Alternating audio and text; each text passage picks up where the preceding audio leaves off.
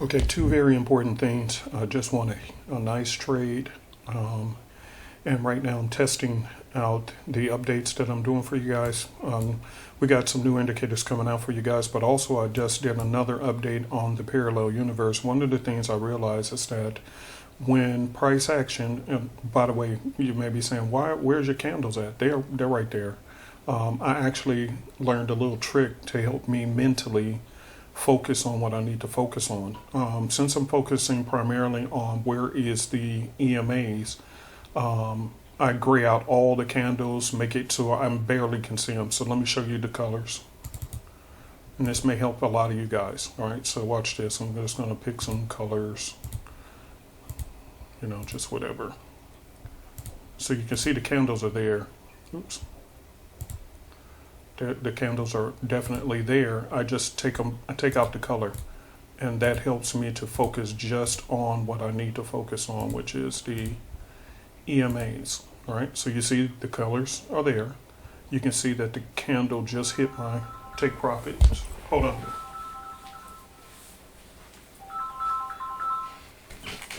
Yeah, this is some exciting stuff for you guys. I'm so excited. Oh my God, this is going to be exciting. So one of the things I noticed is that when price action is respecting the EMA, see when it crossed up, any alerts that I got tend to go really, really nicely. When price action goes down, any alerts, when price action is below my EMAs and the alerts come in, it was very smooth wins, and so forth. You can see this was consistently bringing in nice wins because, and all I had to do, by the way, is when the price action is above the EMAs, I would turn on just buy alerts only, right? And then when price action is below, I would turn on buy alert or sell alerts only. So what I did was, me and my coder, we just actually said, you know what, why don't we build into the parallel a filter so that it automatically detects where price action is in conjunction with the EMAs. So instead of you trying to turn on only alerts if price action is above, only, or only alerts if price action is below, let the system detect it automatically, and that's one less decision you have to make. So when you're getting the alerts, it already has price action filtered out based on if price action is below the EMA, the first one, then it will only send you out sell alerts.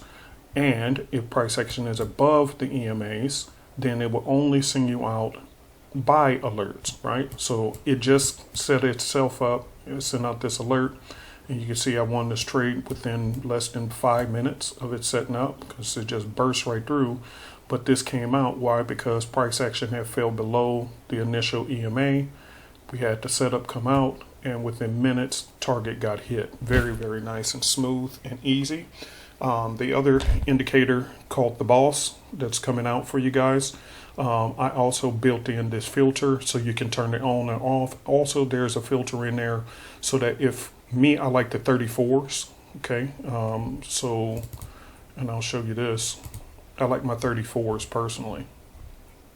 See, I like the 34s, the high, the low, and the close, but you'll have a feature in here where you can actually go in here and change it to whatever you want. So if you like the 20s better, whatever you want to do, totally up to you. Okay, so you have that option as well now and you just hit enable, and once you hit enable, that turns on the filter itself. So now it's filtering and specifically looking to send out only alerts when they're matching in the same direction as the EMAs. So this is why, for me, I turn off the color candles. See what I'm saying? Hold on. I turn off the color candles. Give me a second. Okay, there we go. So we got a sale. I'm automatically in profit. See that? And this one just came out. You seen it popped up on my screen. That's why I'm checking it. Notice how it's sending out a sell alert. Okay, price action fell below. Look at there. Look at there. Look at there, y'all. Look, look, look. Price action fell below, but it's only sending out sell alerts. Why? Because price action fell below my EMAs. So therefore, once price action fell below my EMAs, it's also matching the breakout to the downside.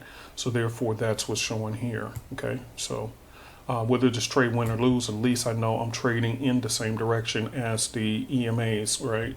So that's an additional filter. So this is why I personally do this. I gray out all my candles. I don't need to look at every single candle to freak me out.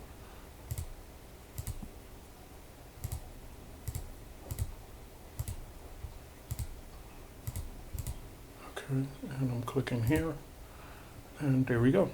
So now I don't have to see the candles. I'm only paying attention to my EMAs. I just want to see where are you going, because every little flicker up and down, just like I was in profit, then it went up to 56 negative, now it's back into it. See, all that flickering makes you nervous. You get what I'm saying? It makes you real nervous. So gray out the candles and only pay attention to my EMAs, and once I see my EMAs, see where they're going. That was the 3 minute. You can also confirm it on the 5 minute. Now price action is below, so I only want to take sales. So by me having this filter pre-built into my indicators, this gives me additional layer of protection to make sure that I'm trading in the right direction with the markets and not just emotionally thinking, oh well, I think that the market should go up, or I think the market should go down, and all these kind of things. I'm just going along with the flow. Just going along with the flow.